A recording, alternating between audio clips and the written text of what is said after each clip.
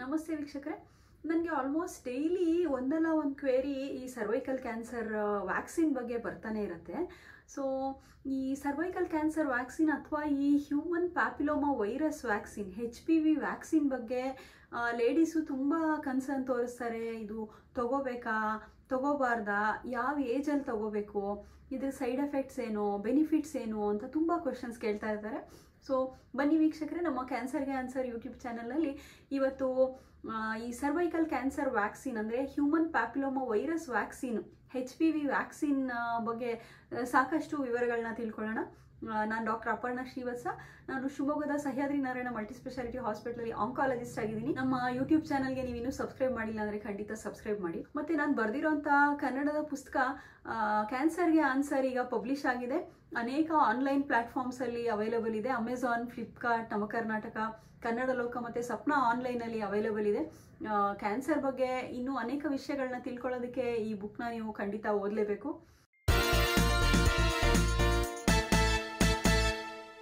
ನಮಸ್ತೆ ವೀಕ್ಷಕರೇ, ನನಗೆ ಈ ಸರ್ವೈಕಲ್ ಕ್ಯಾನ್ಸರ್ ವ್ಯಾಕ್ಸಿನ್ ಅಥವಾ ಈ ಹ್ಯೂಮನ್ ಪ್ಯಾಪಿಲೋಮಾ ವೈರಸ್ ವ್ಯಾಕ್ಸಿನ್ ಬಗ್ಗೆ ಕ್ವೇರೀಸು ಬರ್ತಾನೆ ಇರುತ್ತೆ. ಇದ್ರ ಬಗ್ಗೆ ಅರಿವು ಇದೆ ಮತ್ತು ಭಯನೂ ಇದೆ. ಸೊ ನನಗೆ ಪೇಷಂಟ್ಸು ಮತ್ತು ಅವ್ರ ಮಕ್ಕಳು, ಫ್ಯಾಮಿಲಿ ಮೆಂಬರ್ಸು ಮತ್ತು ಕೆಲವರು ಜಸ್ಟ್ ಜನರಲ್ ಪಬ್ಲಿಕ್ಕು ಅವರು ಈ ಕ್ಯಾನ್ಸರ್ ವ್ಯಾಕ್ಸಿನ್ ಬಗ್ಗೆ ತುಂಬ ಕೇಳ್ತಾ ಇರ್ತಾರೆ.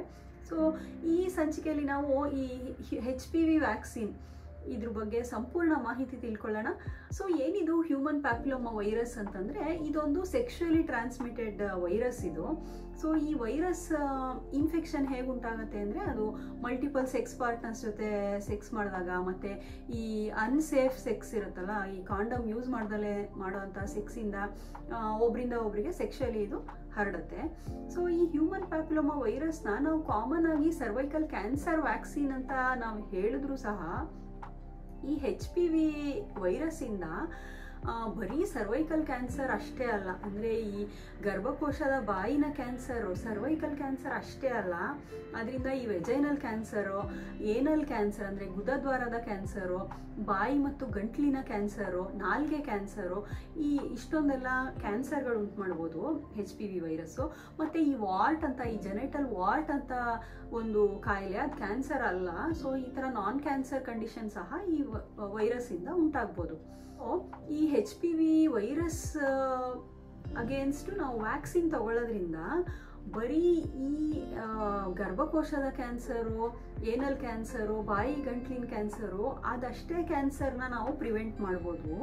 ಸೊ ಇದು ಕ್ಯಾನ್ಸರ್ ವ್ಯಾಕ್ಸಿನ್ ಅಲ್ಲ.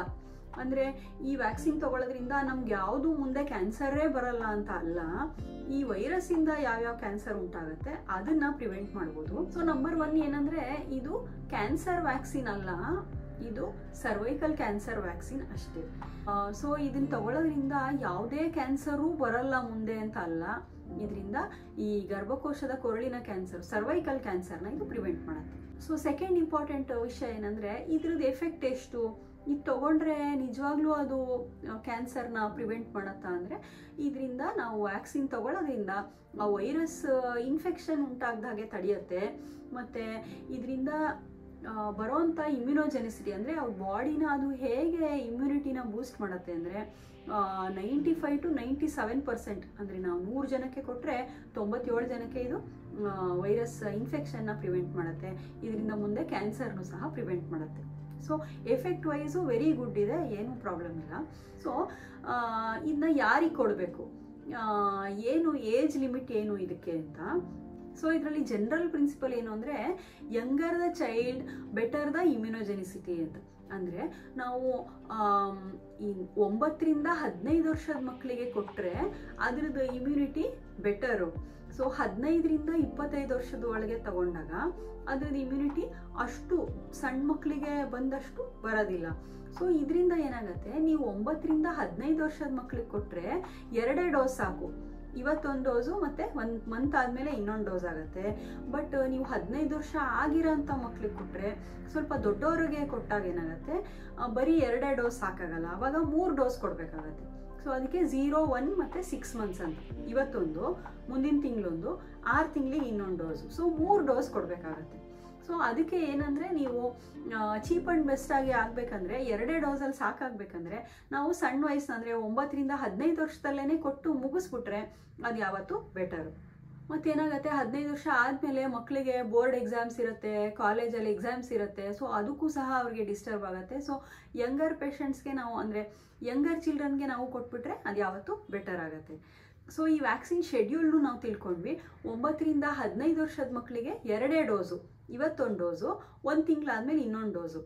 ಮತ್ತು 15 ರಿಂದ 25 ವರ್ಷದ ಏಜ್ ಗ್ರೂಪಲ್ಲಿ ಕೊಟ್ಟರೆ 3 ಡೋಸು, ಇವತ್ತೊಂದು, 1 ತಿಂಗಳಿಗೆ ಇನ್ನೊಂದು, 6 ತಿಂಗಳಿಗೆ ಇನ್ನೊಂದು. ಸೊ ಈ ಥರ 3 ಡೋಸ್ ಕೊಡಬೇಕಾಗತ್ತೆ. ಮತ್ತು ಯಾವ ವ್ಯಾಕ್ಸಿನ್ ಕೊಡಬೇಕು? ಸೊ ಇದರಲ್ಲಿ ಅನೇಕ ವ್ಯಾಕ್ಸಿನ್ಸು ಇಂಡಿಯಾದಲ್ಲಿ ಅವೈಲಬಲ್ ಇದೆ. ಮತ್ತು ನಮ್ಮ ಮೇಡ್ ಇನ್ ಇಂಡಿಯಾ ವ್ಯಾಕ್ಸಿನು ಸರ್ವವ್ಯಾಕು ಸಹ ಬರುತ್ತೆ ಅಂತ ಇದ್ರು, ಬಟ್ ಬಂದಿಲ್ಲ. 1 ವರ್ಷದಿಂದ ನಾವು ಕಾದು ಸಾಕಾಯಿತು. ಸೊ ಈಗ ಅವೈಲಬಲ್ ಇರುವಂಥದ್ರಲ್ಲಿ 2 ಇಂಪಾರ್ಟೆಂಟ್ ವ್ಯಾಕ್ಸಿನ್ಸ್ ಇದೆ. ಒಂದು 2 ವೈರಸ್ ಸ್ಟ್ರೈನ್ಸು 16 ಮತ್ತು 18 ಅಂತ 2 ಸ್ಟ್ರೈನ್ ಇರೋವಂಥದ್ದು ಒಂದು ವ್ಯಾಕ್ಸಿನ್ ಇದೆ. ಮತ್ತು ಇನ್ನೊಂದು 4 ಸ್ಟ್ರೈನು ಮತ್ತು 7 ಸ್ಟ್ರೈನ್ ಇರೋಂಥ ವ್ಯಾಕ್ಸಿನ್ಗಳು ಸಹ ಇದೆ. ಸೊ ಇದರಲ್ಲಿ ನೀವು ಹೈಯರ್ ದ ಬೆಟರ್, ಜಾಸ್ತಿ ಸ್ಟ್ರೈನ್ಸ್ ಇದ್ದರೆ ಅದು ಯಾವತ್ತೂ ಬೆಟರ್ ಆಗುತ್ತೆ. ನೀವು ನಿಮ್ಮ ಗೈನಕಾಲಜಿಸ್ಟ್ ಅಥವಾ ಆಂಕಾಲಜಿಸ್ಟ್ನ ಕನ್ಸಲ್ಟ್ ಮಾಡಿ ಅವ್ರು ಯಾವುದು ಸಜೆಸ್ಟ್ ಮಾಡ್ತಾರೆ ಆ ವ್ಯಾಕ್ಸಿನ್ನ ಖಂಡಿತ ತಗೊಳ್ಳಿ. ಮತ್ತು ಇನ್ನೊಂದು ಇಂಪಾರ್ಟೆಂಟ್ ವಿಷಯ ಪೇಷಂಟ್ಸ್ ಕೇಳೋದೇನೆಂದರೆ ಸೈಡ್ ಎಫೆಕ್ಟ್ಸು. ಯಾಕಂದರೆ ಇದು ನಾರ್ಮಲ್ ಇಂಡಿವಿಜುವಲ್ಸಿಗೆ ಕೊಡೋವಂಥದ್ದು, ಇದೇನು ಕ್ಯಾನ್ಸರ್ ಬಂದಿರೋ ಅಂಥವ್ರಿಗೆ ಕೊಡೋವಂಥದ್ದಲ್ಲ. ಇದು ನಾರ್ಮಲ್ ಆಗಿ ಹೆಲ್ದಿ ಆಗಿರೋಂಥ ಮಕ್ಕಳಿಗೆ ಕೊಡೋವಂಥ ವ್ಯಾಕ್ಸಿನ್. ಅದರಿಂದ ಎಲ್ಲ ಪೇರೆಂಟ್ಸು ಎಲ್ಲ ಕೇಳ್ತಾರೆ ಈ ವ್ಯಾಕ್ಸಿನ್ ತೊಗೊಳ್ಳೋದ್ರಿಂದ ಏನು ಸೈಡ್ ಎಫೆಕ್ಟ್ ಆಗುತ್ತೆ ಅಂತ. ನಾವು ಕೋವಿಡ್ ವ್ಯಾಕ್ಸಿನ್ ಎಲ್ಲ ತುಂಬ ಜನ ತೊಗೊಂಡಿದ್ದೀವಲ್ವ, ಸೊ ನಮ್ಗೆ ಗೊತ್ತಿರುತ್ತೆ. ಮತ್ತು ಸಣ್ಣ ಮಕ್ಕಳಿಗೆ ನಾವು DPT ಎಲ್ಲ ವ್ಯಾಕ್ಸಿನ್ ಹಾಕಿಸ್ತಾ ಇರ್ತೀವಲ್ಲ, ಅದ್ರದ್ದು ಸೈಡ್ ಎಫೆಕ್ಟ್ಸು ತಾಯಂದ್ರಿಗೆ ಯೂಶಲಿ ಗೊತ್ತೇ ಇರುತ್ತೆ.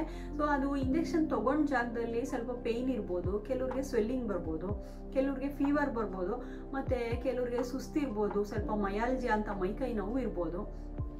ಯೂಶಲಿ ಇಂಥ ಸೈಡ್ ಎಫೆಕ್ಟ್ಸು ಮೈನರ್ ಆಗಿರುತ್ತೆ. ಅಂಥ ಸೀರಿಯಸ್ ಸೈಡ್ ಎಫೆಕ್ಟ್ಸು ಅಷ್ಟೊಂದು ನಾವು ಕಾಮನ್ ಆಗಿ ನೋಡ್ತಾ ಇರಲ್ಲ. ಈ ವ್ಯಾಕ್ಸಿನ್ ಸೈಡ್ ಎಫೆಕ್ಟ್ಸು ಮೈನರ್ ಆಗಿರುತ್ತೆ ಮತ್ತು ಮ್ಯಾನೇಜಬಲ್ ಇರುತ್ತೆ. ಅಂಥ ಸೀರಿಯಸ್ ಸೈಡ್ ಎಫೆಕ್ಟ್ಸು ಯೂಶಲಿ ಆಗೋದಿಲ್ಲ.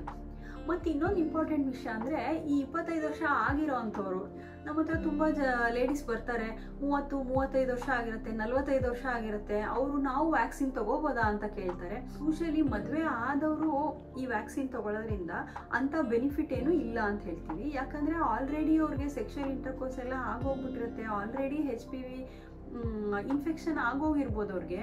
ಸೊ ಅಂಥ ಸಂದರ್ಭದಲ್ಲಿ ವ್ಯಾಕ್ಸಿನು ಯೂಸ್ ಆಗುತ್ತಾ ಏನು ಹೇಳಕ್ಕೆ ಬರಲ್ಲ. ಸೊ ಈ ಅಬೌವ್ 25 ಇಯರ್ಸ್ ಅಂದರೆ ನೀವು ಗೈನಕಾಲಜಿಸ್ಟು ಅಥವಾ ಆಂಕಾಲಜಿಸ್ಟ್ನ ಕನ್ಸಲ್ಟ್ ಮಾಡಿ. ಯೂಶಲಿ ನಾನೇನು ಹೇಳ್ತೀನಿ, ಪ್ಯಾಪ್ ಸ್ಮಿಯರ್ ಮಾಡಿ ಮತ್ತು HPV DNA ಟೆಸ್ಟಿಂಗ್ ಮಾಡ್ಕೊಳ್ಳಿ. HPV DNA ನೆಗೆಟಿವ್ ಇದ್ದರೆ ನೀವು ತೊಗೊಳ್ಬೋದು ವ್ಯಾಕ್ಸಿನು, ಯಾಕಂದರೆ ಆಲ್ರೆಡಿ ನೀವು ಇನ್ಫೆಕ್ಟ್ ಆಗಿಲ್ಲ, ಆವಾಗ ತೊಗೊಂಡ್ರೆ ನಿಮಗೆ ಹೆಲ್ಪ್ ಆಗುತ್ತೆ. ಮತ್ತು ಯೂಶಲಿ ಅಬೌವ್ 45 ಇಯರ್ಸು ನಾವು ರೆಕಮೆಂಡ್ ಮಾಡೋಕ್ಕೆ ಹೋಗೋದಿಲ್ಲ. ಅಂಥವ್ರಿಗೆ ನಾವು ಸರ್ವೈಕಲ್ ಕ್ಯಾನ್ಸರ್ ಅರ್ಲಿ ಡಿಟೆಕ್ಷನ್ಗೆ ಆಲ್ರೆಡಿ ಅವ್ರು ಇನ್ಫೆಕ್ಟ್ ಆಗೋಗಿರ್ಬೋದಲ್ವಾ. ಸೊ ಅಂಥವ್ರಿಗೆ ಪ್ಯಾಪ್ ಸ್ಮಿಯರು ಅಥವಾ HPV DNA ಟೆಸ್ಟಿಂಗ್ ಮಾಡೋದ್ರಿಂದ ಆಲ್ರೆಡಿ ಇನ್ಫೆಕ್ಟ್ ಆಗಿದ್ದಾರಾ ಅಥವಾ ಆಲ್ರೆಡಿ ಕ್ಯಾನ್ಸರ್ ಫಾರ್ಮೇಷನ್ ಶುರುವಾಗಿದೆಯಾ ಅಂತ ನಾವು ನೋಡಬೇಕಾಗತ್ತೆ. ಸೊ ಅನೇಕ ವಿಷಯಗಳನ್ನ ನಾವು ಇವತ್ತು ಡಿಸ್ಕಸ್ ಮಾಡಿದ್ದೀವಿ ವೀಕ್ಷಕರೇ. ಈ HPV ವ್ಯಾಕ್ಸಿನು ಅದು ಕ್ಯಾನ್ಸರ್ ವ್ಯಾಕ್ಸಿನ್ ಅಲ್ಲ, ಅದು ಸರ್ವೈಕಲ್ ಕ್ಯಾನ್ಸರ್ ವ್ಯಾಕ್ಸಿನು. ಈ ಬರೀ ಸರ್ವೈಕಲ್ ಕ್ಯಾನ್ಸರ್ ಅಷ್ಟೇ ಅಲ್ಲ, ಬೇರೆ ಅನೇಕ ಈ ಗುದದ್ವಾರದ ಕ್ಯಾನ್ಸರು, ಬಾಯಿ ಗಂಟ್ಲಿನ ಕ್ಯಾನ್ಸರ್ನ ಸಹ ಪ್ರಿವೆಂಟ್ ಮಾಡುತ್ತೆ. ಮತ್ತು ಇದು ಸಣ್ಣ ಮಕ್ಕಳಿಗೆ ಕೊಟ್ಟಾಗ ಅಂದರೆ 9 to 15 ಇಯರ್ಸ್ ಏಜಲ್ಲಿ ಕೊಟ್ಟಾಗ ಜಾಸ್ತಿ ಎಫೆಕ್ಟ್ ಇರುತ್ತೆ. ಮತ್ತು ಸೈಡ್ ಎಫೆಕ್ಟ್ಸು ಮೈನರ್ ಇರುತ್ತೆ ಮತ್ತು ಮ್ಯಾನೇಜಬಲ್ ಆಗಿರುತ್ತೆ. ಸೊ ಈ ವಿಷಯಗಳನ್ನೆಲ್ಲ ತಿಳ್ಕೊಂಡಿದ್ದೀರಲ್ಲ. ನಿಮ್ಮ ಮಕ್ಕಳು 9 to 15 ಇಯರ್ಸಲ್ಲಿದ್ದರೆ 2 ಡೋಸಲ್ಲಿ ವ್ಯಾಕ್ಸಿನೇಷನ್ ಮುಗಿದೋಗುತ್ತೆ. ಸೊ ಖಂಡಿತ ಈ HPV ವ್ಯಾಕ್ಸಿನ್ ಬಗ್ಗೆ ನೀವು ಯೋಚನೆ ಮಾಡಿ. ಮತ್ತು ಇಂಥ ಅನೇಕ ವಿಷಯಗಳು, ಕ್ಯಾನ್ಸರ್ ಬಗ್ಗೆ ನಿಮಗೆ ವಿಷಯಗಳು ಬೇಕಂದರೆ ನಮ್ಮ ಕ್ಯಾನ್ಸರ್ಗೆ ಆನ್ಸರ್ ಯೂಟ್ಯೂಬ್ ಚಾನಲ್ಗೆ ಸಬ್ಸ್ಕ್ರೈಬ್ ಮಾಡಿ. ಮತ್ತು ನಾನು ಬರೆದಿರೋ ಪುಸ್ತಕ ಕ್ಯಾನ್ಸರ್ಗೆ ಆನ್ಸರ್ ಕನ್ನಡದಲ್ಲಿ ಕ್ಯಾನ್ಸರ್ ಬಗ್ಗೆ ಸಮಗ್ರ ಮಾಹಿತಿ ಇರುವಂಥ ಪುಸ್ತಕ ಆಗಿದೆ. ಈ ಪುಸ್ತಕನ ನೀವು ಖಂಡಿತ ಓದಿ. ಸೊ ಈ ವಿಡಿಯೋ ನೋಡಿದ್ದಕ್ಕೆ ನಿಮಗೆಲ್ಲರಿಗೂ ಧನ್ಯವಾದಗಳು.